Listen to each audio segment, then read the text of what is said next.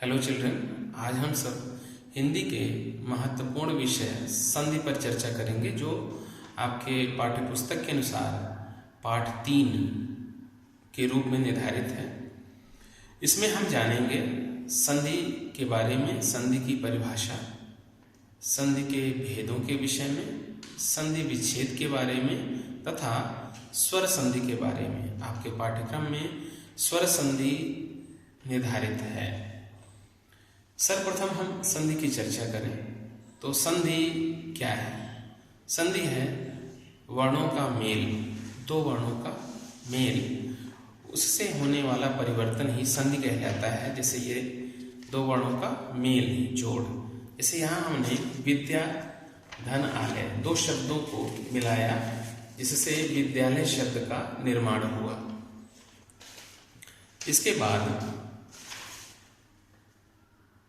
हम यदि कहें कि दो व्याकरण की दृष्टि से संधि क्या है, तो दो वर्णों के मेल से उत्पन्न विकार या परिवर्तन ही संधि कहलाएगी। जैसे विद्यालय शब्द हमने बनाया, उसी प्रकार राजा, धन, ईश शब्द को मिला करके राजेश शब्द का निर्माण होगा। इसके बाद संधि के बाद अब हम संधि विच्छेद की चर्चा करें। संधि विच्छेद, विच्छेद का आशय क्या है? विच्छेद है अलग करना। संधि जोड़ना, विच्छेद अलग करना। संधि विच्छेद, संधि द्वारा बने शब्दों को अलग अलग करना ही संधि विच्छेद कहलाता है। संधि के द्वारा बने शब्द, जैसे कि पूर्व में हमने विद्यालय शब्द का निर्माण किया संधि के द्वारा तथा राजेश शब्द का निर्माण किया संधि के द्वारा। तो राजेश और विद्यालय शब्द को यदि हम पुनः उसी पूर्व अवस्था में रखें तो वह संधि विच्छेद कहलाएगा। जैसे विद्या, धन, आलय, राजा, धन, ईश। अब इसके बाद संधि के भेदों की चर्चा हो। संधि के भेद, चूंकि यह वर्णों से मिलने वाला, होने वाला परिवर्तन है वर्णों के द्वारा, स्वर, व्यंजन, विसर्ग के द्वारा, अतः इसको उसी आधार पे 3 भागों में बांटा गया। वर्ण भाषा की सबसे छोटी इकाई, स्वर, व्यंजन, विसर्ग के अंतर्गत इसी आधार पर इसे 3 भेदों में संधि को बांटा गया। स्वर संधि, व्यंजन संधि तथा विसर्ग संधि। स्वर संधि नाम से स्पष्ट है, स्वर की संधि स्वर संधि है।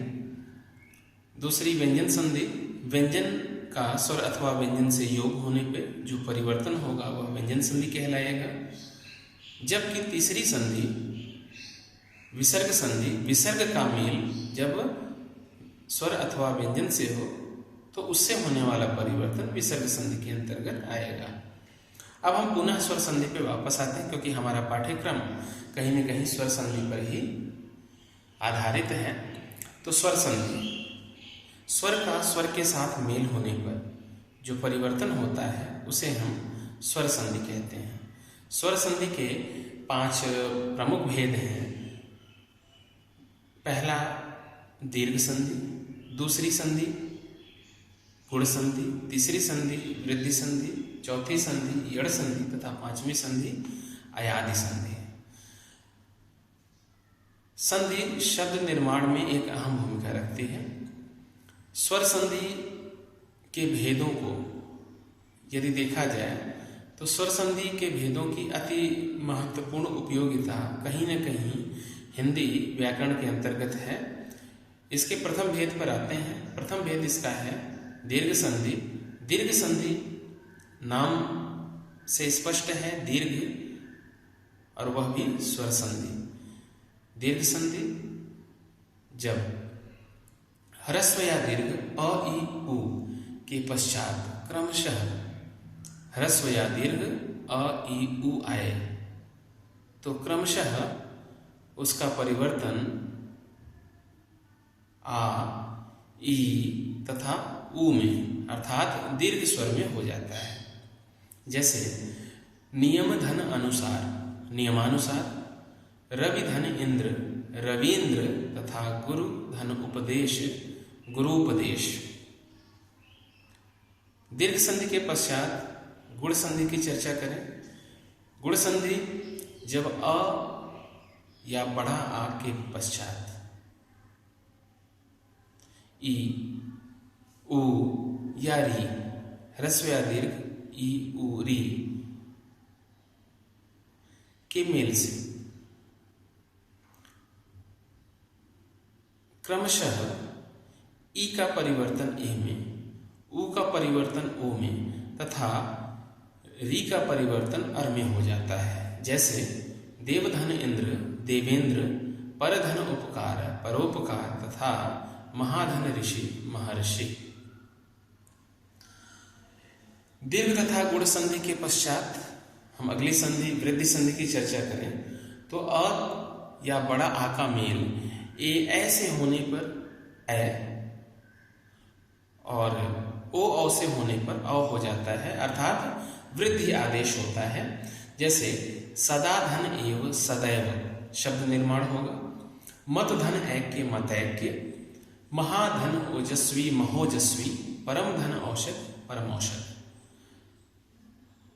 दीर्घ गुण तथा वृद्धि के पश्चात अब यड़ संधि।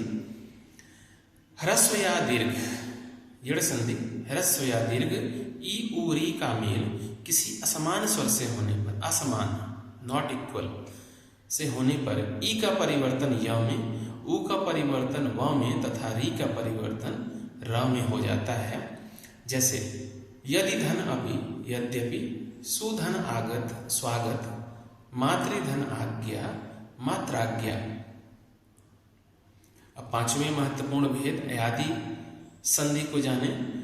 जब ए ऐ ओ औ का मेल किसी स्वर से होने पर, जब ए ऐ ओ औ का मेल किसी स्वर से हो तब ए का परिवर्तन आय में, आय का परिवर्तन आय में, ओ का परिवर्तन औ में तथा आओ का परिवर्तन आओ में हो जाता है।